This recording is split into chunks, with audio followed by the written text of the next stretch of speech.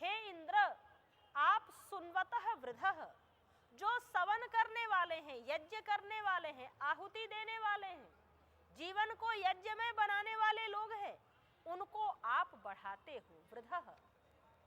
और पतिर्दिवः, आप प्रकाश के स्वामी हैं, रक्षक हैं, जो अपने अंदर दिव्यता को धारण करते हैं, आप उनकी रक्षा करते हैं। मंत्रों में कहा वो परमेश्वर सतपति है, जो सज्जन है, जो सत्य के रक्षक हैं, वो उनकी रक्षा करता है। हम अपने अंदर सज्जनता को, सरलता को, निश्चलता को धारण करें तो हम अपने जीवन में उत्थान को प्राप्त कर सकते हैं। हंता दस्यो हो, दस्यु का हनन करने की क्षमता को प्राप्त कर सकते हैं। और मनोरवृधः, अपने अंदर मनन की क्षमता, मननशीलता को बढ़ाने वाले हो सकते हैं। कहते हैं परमेश्वर के पास सहस्रम यस्य रातयः, जिसके अंदर दान देने की क्षमता 1000 गुना है, वो सब तरफ से लोगों को दे रहा है। उसने ब्रह्मांड में देवों की व्यवस्था की हुई है। उतवा संति भूयसी ही, उसका दान, उसका धन कभी भी समाप्त नहीं होता है। हम उस धन को प्राप्त करके धनवान बने, हम उसके कृपा के पात्र बने, तभी सामवेद के द्वारा, जो साम का तात्पर्य है समता को प्राप्त करना, आत्मवत सब एक समान है, मनुष्य मनुष्य एक समान है। यहाँ तक कि वेद की भाषा में तो प्राणी मात्र आत्मा है, वो अपने कर्मों के अनुसार विभिन्न योनियों को, मनुष्य से इतर योनि को प्राप्त करता है, लेकिन उसके अंदर भी आत्मा है, वो भी पूर्ण रक्षा का, सम्मान का पात्र है। उसकी रक्षा होनी चाहिए, उसका सम्मान होना चाहिए, तभी हमारे पर्यावरण का, समाज का संरक्षण हो सकता है। सामवेद के द्वारा परमेश्वर के सानिध्य को प्राप्त करके मनुष्य सांत्वना को प्राप्त करता है, उससे हमें सांत्वना प्राप्त होती है, उत्साह प्राप्त होता है। जैसे छोटा बच्चा होता है, वो बड़ों से सांत्वना को प्राप्त करता है। कोई गलत काम करने के बाद फिर से नए उत्साह को, फिर से नई ऊर्जा को प्राप्त करता है। तो साम के द्वारा सांत्वना, समता, ये जो भाव हैं, ये आध्यात्मिक उन्नति से ही संभव है। आप सभी सामवेद के मंत्रों का पाठ सुन रहे हैं, आगे मंत्र पाठ आरंभ होगा। बड़ी श्रद्धा से, प्रेम से अपने मन की चेतना को, ऊर्जा को, दिव्यता को भावों से भर करके ये आहुतियाँ प्रदान करें, तभी आप इसके पूर्ण लाभ को प्राप्त कर सकते हैं। मंत्र पाठ आरंभ। सामवेद के उत्तरार्चिक के मंत्रों का पाठ चल रहा है, जिसमें पंचम प्रपाठक अभी पूर्ण हुआ है। इन मंत्रों में इन सामवेद की ऋचाओं के लिए पावमानी शब्द का प्रयोग हुआ है कि जो सामवेद के मंत्रों का स्वाध्याय करता है, उनके अनुसार अपने जीवन को, अपने आचरण को बनाता है, उसका जीवन पवित्र हो जाता है। ये पवित्र करने वाली ऋचाएं हैं। मंत्र में कहा, यो पावमानी ही अध्येति, जो इन पावमानी ऋचाओं का अध्ययन करता है, जो कि ऋचाएं कैसी हैं, ऋषिभिः संभृतम, ऋषियों के द्वारा प्राप्त हैं। ऋषि परमेश्वर को कहा गया है, ऋषि ही ईश्वरः सर्वदृक्, वो ऋषि परमेश्वर है, क्योंकि सर्वदृक्, सब कुछ देखने वाला है। वो प्रत्यक्ष परोक्ष, अद्यतन अनद्यतन, भूत भविष्य भविष्य सबको जानने वाला है, इसलिए वो ऋषि परमेश्वर है, ऋषि तम है। यहाँ पर ऋषि मनुष्य भी ऋषि होते हैं जो अपने एक विषय के पारावार यानी और छोर को पूर्णता से उस विषय को जान लेते हैं, उन्हें भी ऋषि कहा गया है।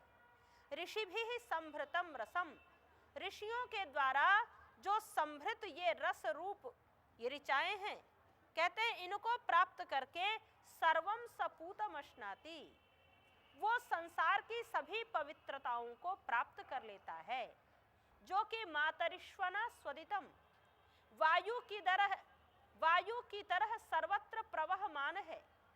उसके द्वारा सर्वत्र जो हमारे लिए अभिलषित स्वाद है, मिठास है, उसको प्राप्त करता है। मंत्रों में कहा तस्मै सरस्वती दुहे, ज्ञान की अधिष्ठात्री देवी को सरस्वती कहा है।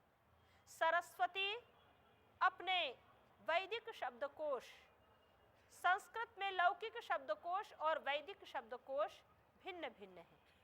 वैदिक शब्दकोश में सरस्वती शब्द वांग नामों में पढ़ा है, यानी वाणी का वाचक है। सरस्वती का अर्थ है सरह माने प्रवाह, तो प्रवहनशील जो ज्ञान, तो सरह प्रशस्तम ज्ञानम विद्यते यस्याम, वो प्रशंसनीय ज्ञान का प्रयोग व्यवहार जिसके द्वारा होता है, जिसमें वो सन्निहित रहता है, उस वाणी का नाम है सरस्वती। कहते तस्मै सरस्वती दुहे, उसके लिए सरस्वती वाणी इन विषयों को दोहन कराती है। किनको? क्षीरम, सर्पिहि, मधु और उदकम। क्षीर कहते हैं दूध को। दूध को प्राप्त करके, गाय के दुग्ध का पान करके मनुष्य आत्मबल, शारीरिक बल और सात्विक बल बुद्धि को प्राप्त करता है। क्षीरम, सर्पिहि, मधु, मधु माने शहद, जो शहद को प्राप्त करके शहद के सेवन से जो लाभ प्राप्त होता है, उस लाभ को मनुष्य इन वैदिक ऋचाओं के अध्ययन से प्राप्त करता है। उदकम कहते उदक माने जल, जल के पान से मनुष्य के अंदर कांति, ओज, तेज की वृद्धि होती है। आपः सर्वस्य भेषजी ही कहा गया है कि हमारे औषध स्वरूप है जल, तो इनके द्वारा जो मेरे अंदर कांति, जो तेज और ओज की प्राप्ति होती है, कहते हैं वो वेद की ऋचाओं का अध्ययन करने से प्राप्त होता है। ये पावमानी ही स्वस्त्ययनी ही, स्वस्ति माने कल्याण, कल्याण को प्राप्त कराने वाली हैं। ये सुदुघाह, इनका अच्छी प्रकार से दोहन करना चाहिए। ये ब्राह्मणेषु अमृतम हितम, ब्राह्मणों के अंदर जो अमृत ज्ञान होता है वो इन वैदिक ऋचाओं से ही प्राप्त करने योग्य है। मंत्रों में प्रार्थना की गई है, कहते ये न कि जिन ऋचाओं को प्राप्त करके देवाह, विद्वान लोग आत्मानम पुनते, स्वयं को पवित्र करते हैं, अपने जीवन को पवित्र बनाते हैं, अपने आचरण को पवित्र करते हैं। कहते हैं तेन, उसी सहस्त्र धाराओं वाली वैदिक ऋचा के द्वारा हे प्रभु आप मुझे भी पवित्र करें। देव जो कि स्वयं पवित्र हैं, वे भी इन ऋचाओं को प्राप्त करके, इन ऋचाओं के ज्ञान से अपनी आत्मा को, अपने शरीर को, बल को पवित्र करते हैं। तो हम मनुष्यों के लिए भी प्रार्थना की है, ये पावमानी ही, इनके द्वारा मनुष्य क्या प्राप्त करता है? कहते हैं गच्छति नंदनम, वो जो नंदन परमेश्वर है, परमेश्वर के लिए नंदन शब्द का प्रयोग किया है। नंदयति यह स नंदनः, जो हमें समृद्धि, प्रसन्नता, आनंद देने वाला है, उस नंदन के धाम को, नंदनस्य इदम नंदनम, उस नंदन परमेश्वर के अमृत धाम, मोक्ष धाम को प्राप्त करता है, जो इन वेद की ऋचाओं पर अपने ध्यान को केंद्रित करता है।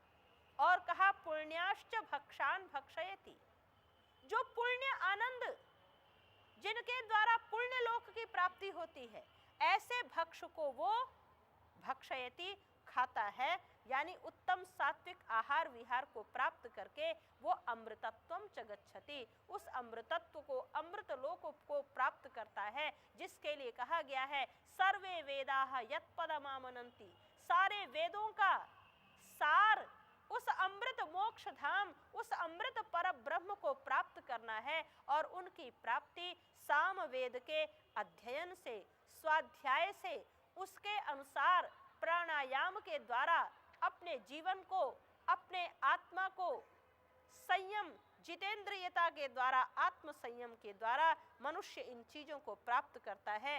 वेद में कहा भद्राः इंद्रस्य रातयः, इंद्र के दान मनुष्य के लिए सब सदैव कल्याणकारी हैं, सदैव सेवनीय हैं, और उसके दान की सीमा नहीं है।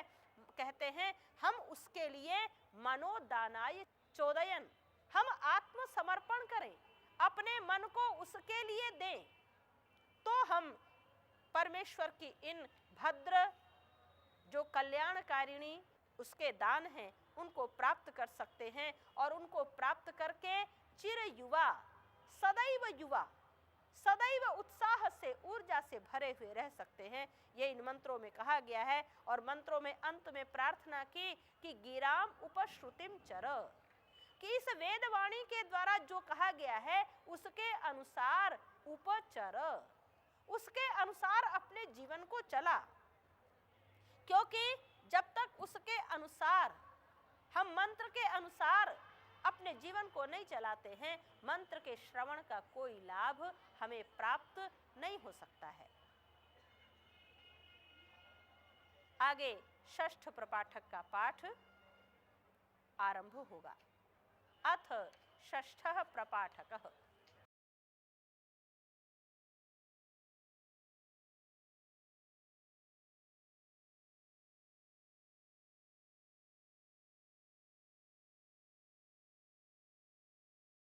ये छठे प्रपाठक का प्रथम और द्वितीय अर्ध पूर्ण हुआ। इन मंत्रों में बहुत सी बातें कही गई हैं और बहुत विचारणीय बातें हैं। कहते हैं यह अक्षरद दाशुषे गयम, वह परमेश्वर जो दाशवान, दाशवान का अर्थ है दान देने वाला, जिसने अपने जीवन में दान दिया है, परमेश्वर उसके लिए गयम अरक्षत, उसके लिए वो गय, गय नाम है अपत्य का, संतान का, गय नाम है प्राण का, गयाः प्राणाः, इसी गय से गायत्री बना, गयाः प्राणाः ताः तान् तत्रे इति गायत्री। जो गायत्री का जप करते हैं वे मानो अपने प्राणों की रक्षा करते हैं। गया इति अपत्य नाम, लोगों ने कहा गया में श्राद्ध करना चाहिए। महर्षि देव दयानंद जो इस युग में महर्षि दयानंद के आगमन से पूर्व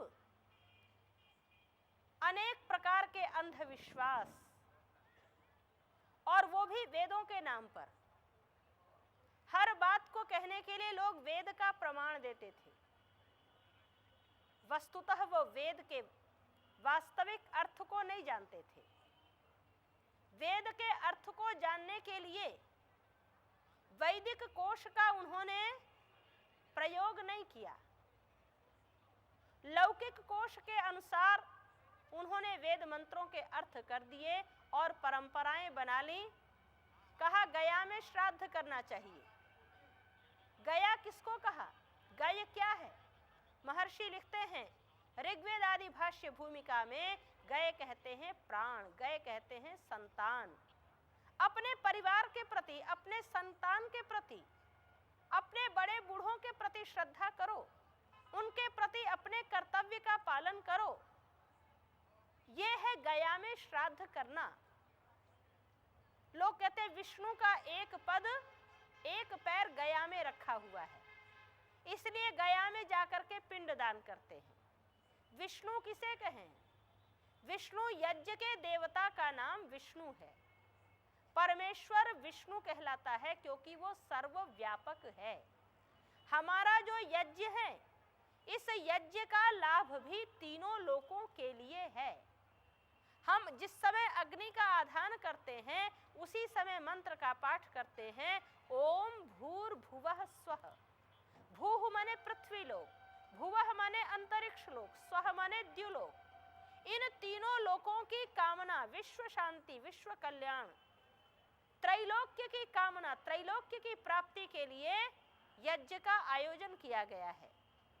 तो ये विष्णु यज्ञ जो अग्नि का आधान हमने किया है, ये बहुत छोटा सा, विष्णु को वामन कहा कि वो वामन का अवतार बने, छोटे लघु रूप में उपस्थित हुआ।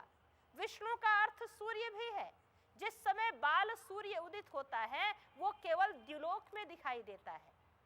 उस विष्णु ने प्रार्थना की बलि से, जो रात्रि रूपी असुर था, जिसने अंधकार की चादर फैलाई हुई थी, उस अंधकार से प्रार्थना की कि मुझे भी एक पैर रखने का स्थान दे दो। विष्णु यानी सूर्य ने उस एक पैर, लोगों ने सोचा ये छोटा सा विष्णु है, वामन है, इसको एक पैर रखेगा, कितनी जगह चाहिए होगी।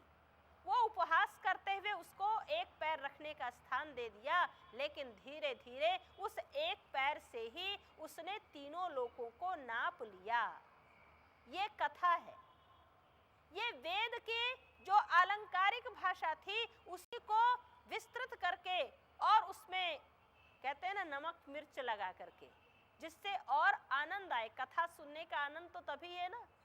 ये पुराणों में कथाएं बना दी, लेकिन इसका वास्तविक अर्थ ये था कि विष्णु माने सूर्य ने रात्रि रूपी अंधकार को, वृत्रासुर को, उस असुर को दूर भगा दिया और अपने प्रकाश की किरणों से तीनों लोकों में वो व्याप्त हो गया।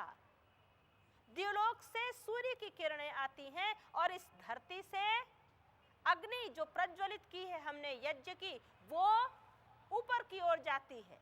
ये एक परस्पर कह रहे दिवम जिन्वंती अग्नयः, ये यज्ञाग्नि हमने जो यहाँ पर प्रज्वलित की है, वो द्युलोक को तृप्त करती हैं और सूर्य की किरणें नीचे आकर के धरती लोक को तृप्त करती हैं। तो ये देवों में परस्पर आदान प्रदान, ये देवों में परस्पर संगतिकरण। यहाँ मंत्र में भी यही कहा गया है कि जो देता है, हवि देता है, ज्ञान की आहुति, अपने कर्म की आहुति, इस देव यज्ञ के माध्यम से देवों के लिए आहुति देता है, कहते हैं उसके लिए परमेश्वर उनके पुत्रों की, उनके संतानों की, उनके परिवार की, उनके कुल की, वंश परंपरा की वो अरक्षत रक्षा करता है। जिस परिवार में ये परंपराएं, वैदिक परंपराएं, वैदिक ज्ञान सुरक्षित है, वो व्यक्ति, केवल व्यक्ति का वहां पर कल्याण नहीं होता है, अपितु उससे वो पूरा परिवार, वो पूरा समाज आलोकित होता है और उपकृत होता है। मंत्रों में बहुत सी बातें कही गई हैं जो कि हमें आत्मिक उत्थान के लिए कहा गया। इंदुर धारा भी सुमेधा सचते, ये जो वेद की ज्ञान की धाराएं हैं, इससे मनुष्य कल्याणकारी मेधा को प्राप्त करता है। बुद्धि प्राप्त करना और उसके साथ सुबुद्धि, कल्याण करने वाली बुद्धि। हमें बुद्धि प्राप्त हुई है, लेकिन हम उससे विनाश करते हैं यदि किसी का, तो ये सुबुद्धि नहीं है। ये शरीर, ये मन, ये वाणी, ये संसार के कल्याण के लिए, संसार के उपकार के लिए अर्पित हों। संस्कृत में एक छोटा सा श्लोक है, कहते हैं विद्या विवादाय धनम मदाय शक्ति ही परेशान परपीडनाय। संसार में दो प्रकार के लोग हैं, सज्जन हैं और दुर्जन हैं। जो दुर्जन होते हैं वो विद्या को प्राप्त करके केवल विवाद किया करते हैं। जो दुर्जन हैं वे धन को प्राप्त करके केवल अभिमान अहंकार से ग्रस्त होते हैं। जो दुर्जन हैं वे शक्ति को प्राप्त करके, बल प्राप्त करके लोगों का पर पीड़न करते हैं, लोगों को सताते हैं। लेकिन जो साधु होते हैं वो इसके विपरीत होते हैं। विद्या को प्राप्त करके वो उसका प्रचार प्रसार दान करते हैं। दानाय, और जो धन को प्राप्त करते हैं, विद्या विवादाय धनम मदाय शक्ति ही परेशान परपीडनाय खलस्य साधोर विपरीतमेतत् ज्ञानाय दानाय च रक्षणाय। विद्या को प्राप्त करके साधु लोग उस ज्ञान का, उसका लाभ, विद्या का ज्ञान अर्जन करते हैं, और धन को प्राप्त करके वो उसका लाभ मद में नहीं डूबते हैं, अपितु उसका लाभ समाज को दान के द्वारा करते हैं। और जो सज्जन होते हैं वे शक्ति को प्राप्त करके दूसरों की रक्षा करते हैं। तो ये हमारी प्रवृत्ति पर निर्भर करता है। मनुष्य प्रवृत्तियों से ही साधु बनता है, सज्जन बनता है, और अपनी प्रवृत्तियों से ही, आसुरी वृत्तियों से वो दुर्जन बन जाता है, लोगों का उत्पीड़क बन जाता है। तो यहाँ पर इन मंत्रों के स्वाध्याय का लाभ यही है कि हम अपने जीवन को सत्य से जोड़ें, सज्जन बने। वो परमेश्वर सतपति कहा गया है, सज्जनों का रक्षक कहा गया है। हम यदि अपनी रक्षा चाहते हैं तो हम आवश्यकता है केवल सज्जन बनने की, निश्चल बनने की, पवित्र बनने की, फिर रक्षा तो वो स्वयं करेगा। मंत्र का पाठ यहीं पर पूर्ण होता है। ये सामवेद के उत्तरार्चिक का छठा प्रपाठक पूर्ण हुआ। मंत्रों में धाराओं की चर्चा हो रही थी। मंत्र में कहा, तया धारया पवस्व, हे प्रभु आप मुझे उस धारा से पवित्र कर दीजिए। यया गावः इहागमन, जिस धारा को प्राप्त करके गावः गौएं यह आगमन यहाँ पर आई है। गौ का अर्थ गाय भी होता है, जो 4 पैर का प्राणी है, जो कि सभी पशुओं में सर्वोपकारक है। हमारे मन, मस्तिष्क, बल, बुद्धि की चेतना के साथ जुड़ी हुई है। हमारे शरीर के लिए गाय का मल मूत्र भी लाभदायक है, स्वास्थ्य वर्धक है, रोग निवारक है। इस तथ्य को वेदों के माध्यम से हमारे ऋषियों ने जाना था, और इसलिए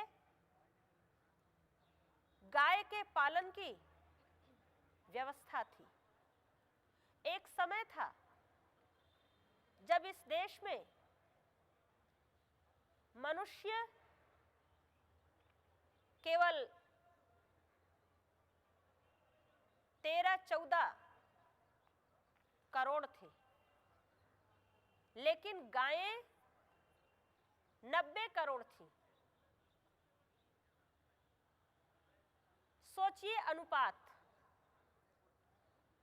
मनुष्य केवल अधिकतम 20 करोड़ थे और गायें 90 करोड़ से ऊपर थी।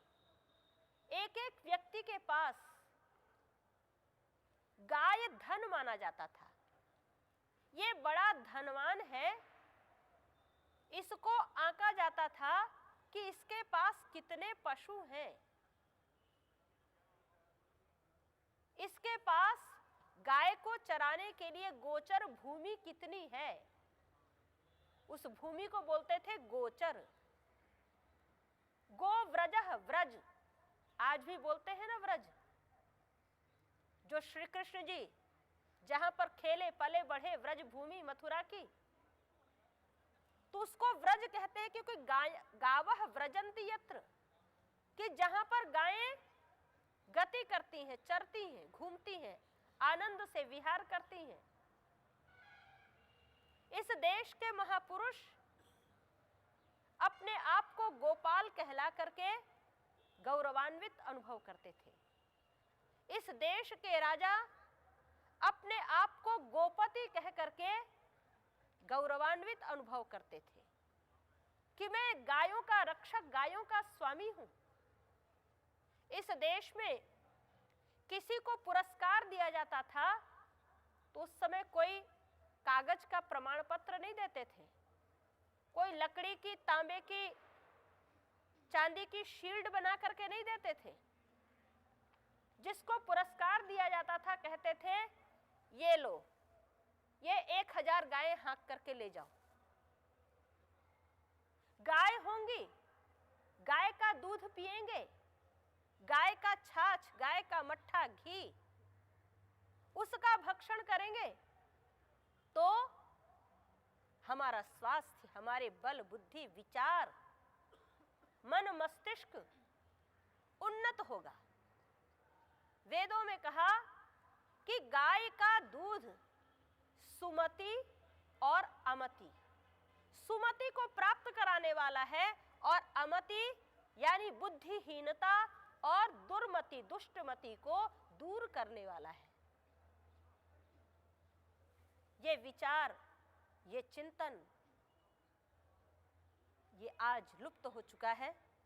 तो मंत्र में यहां पर कहा कि उस धारा से हमें, हे प्रभुदेव, आप जोड़ दो जिस धारा को, जिस सोम तत्व को गायों ने सूर्य की किरणों से और घास को चर करके, हरी घास, दूब घास और जौ को खा करके प्राप्त किया है। जो गाय जौ खा करके, जौ की घास खा करके जिसका पालन होता है, उसके दूध में रोगनाशक तत्वों की भरपूर मात्रा रहती है। मंत्रों में यहां पर इस प्रकार से प्रेरणा दी गई है कि जैसे वो कामधेनु, उनको कामधेनु कहते थे, इच्छानुसार दोहन, जितना चाहो उतना दूध, जब चाहो तब उनसे दूध दूह लेते थे। तो इस प्रकार से हमारे वेदज्ञ, विद्वान, आध्यात्मिक हमारे उपदेशक हो।